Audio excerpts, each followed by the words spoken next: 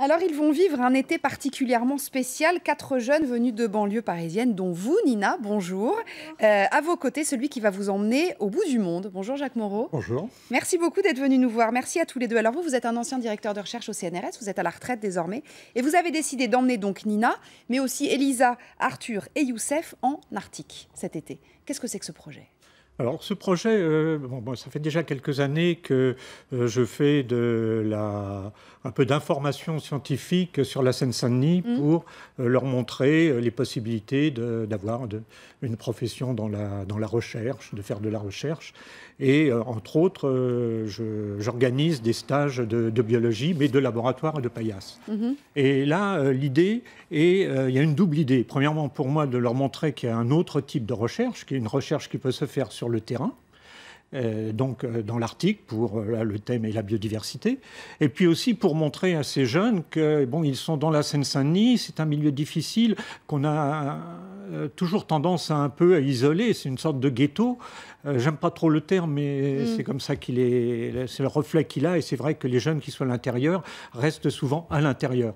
Et c'est pour leur montrer qu'on peut faire quelque chose d'autre. Alors évidemment, monter une expédition comme ça, tout le monde ne pourra pas le faire, mais qui peut faire le plus, ça veut dire qu'on peut faire encore beaucoup de choses dans la Seine-Saint-Denis, tout en sortant de ce département. Cadre-là, vous aviez imaginé un jour pouvoir partir en Arctique, Nina ? Ah non, certainement pas. C'est complètement incroyable ce projet. Oui. Donc vous partez à la mi-juillet, c'est ça ? 19 juillet ? Le 19, oui. Combien de temps ?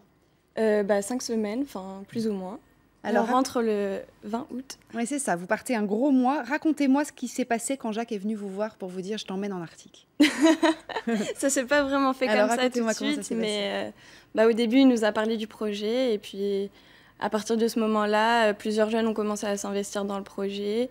On a mis en place plein de techniques de communication du projet, la recherche de financement, etc. Et puis, après, il a fallu choisir qui partait, qui ne partait pas. Oui, parce qu'il y a une équipe sur place, évidemment, voilà, qui va rester à Paris. Initialement, il y avait plus d'une quinzaine de jeunes qui avaient posé sa candidature, si on peut dire, pour ce projet. C'est la première fois que vous proposez un projet comme ça ? Moi, ça fait des années que je pars, mais je pars tout seul en solitaire. Ce qui fait que pour moi, c'est une première. C'est la première fois que je pars avec quatre jeunes. Donc, c'est un projet à vocation scientifique. Chacun aura son rôle. Et puis, évidemment, un but social aussi, on en a parlé. 5 semaines en autonomie totale ? Non, alors il va y avoir que 3 semaines en autonomie totale. D'accord. Parce que pour atteindre le village de Canac et puis le retour, ça fait déjà presque une semaine de voyage. Et dans le village de Canac, il faut quelques jours pour s'adapter, pour trouver des chasseurs qui nous déposeront.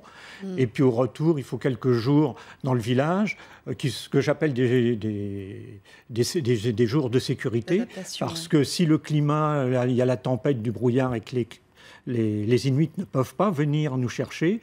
À ce moment-là, on risque de rater un avion parce qu'il n'y a qu'un avion par semaine. Pour avoir une idée, il fait quelle température là en Arctique ? Ce n'est pas vraiment un froid polaire, il fait entre 4 et 10 degrés. D'accord. Mais c'est 24 heures sur 24, c'est-à-dire qu'on mange dehors le soir quand il fait 4-5 degrés. Et s'il y a du vent, à ce moment-là, évidemment, on effleure les températures. Et il n'y a pas de nuit ? Non, il n'y a pas de nuit. Vous êtes renseigné. Alors vous avez eu un entraînement physique quand même ou pas ? Vous êtes entraîné ? Oui. Enfin, on est parti en Aubrac. Oui. Donc c'est une petite région qui est située entre l'Aveyron, le Cantal et la Lozère. Très jolie région. Oui, exactement. Et du coup, là, on a pu vivre pendant 4-5 jours ensemble avec les participants, enfin les partants plutôt. Et du coup, on a marché pendant 4 jours. On a fait 86 km. C'était pas trop dur ? Ça s'est bien passé, franchement. Vous avez supporté tout le monde ? Oui, voilà, c'est ça. Du coup, on a appris à se connaître, bien sûr. Donc ce qui est important. Vous avez passé votre bac cette année ? Oui. Vous voulez faire quoi quand vous serez grande, j'ai envie de dire ? Alors, l'année prochaine, je fais une école d'ingénieur en agronomie. D'accord. Et j'aimerais bien travailler dans les pays en développement. Donc Amérique latine, Afrique et Asie, voilà. Ça va vous faire une expérience de dingue, tout ça. Oui. Jacques Moreau, c'est quoi le budget pour partir comme ça, 5 semaines avec 4 jeunes ? Alors le budget, on peut le découper en deux. En fait, le voyage en lui-même, c'est à peu près 35 000 €. Et puis on prévoit un peu plus, on prévoit à peu près 50 000 € parce qu'il y a deux permanents de l'association, surtout un principalement, qui travaille avec nous, donc ça rentre un peu dans le budget. Et puis le but de ce voyage n'est pas simplement pour les 4 jeunes, mais à notre tour diffuser dans la Seine-Saint-Denis, au niveau des collèges, des lycées, des municipalités, cette expérience pour que tout le monde en profite, découvre l'Arctique et voit que dans la Seine-Saint-Denis, on peut faire quelque chose.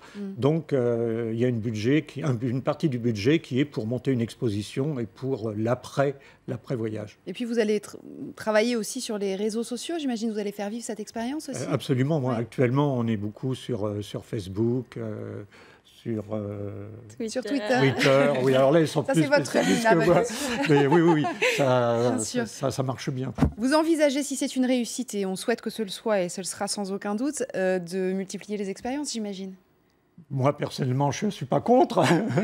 Ce qu'il y a, c'est que c'est assez difficile de rassembler cet argent. Comment vous avez fait d'ailleurs? Là, ça fait 2 ans qu'on travaille dessus. Il y a eu un crowdfunding, c'est-à-dire un financement participatif qui a donné, qui n'a pas donné sur la totalité, ça va nous revenir à peine à 10 000 €. Mais on est assez bien connu dans la Seine-Saint-Denis. Donc, il y a la Fondation EDF qui nous donne de l'argent, il y a le département, il y a la région. Alors, ils n'ont pas donné de l'argent directement sur le projet, mais comme ils donnent de l'argent à l'association, ils en ont donné un peu plus pour permettre le projet. Bon, mais écoutez, je vous souhaite un bon voyage. Profitez bien, Nina, surtout, et à partager avec vos amis, enfin vos collègues d'expédition. Et puis, vous allez en plus apprendre plein de choses, ça va être super. Donc, voyage du 19 juillet au 20 août. Merci beaucoup d'être venu nous voir. Merci infiniment. Merci beaucoup.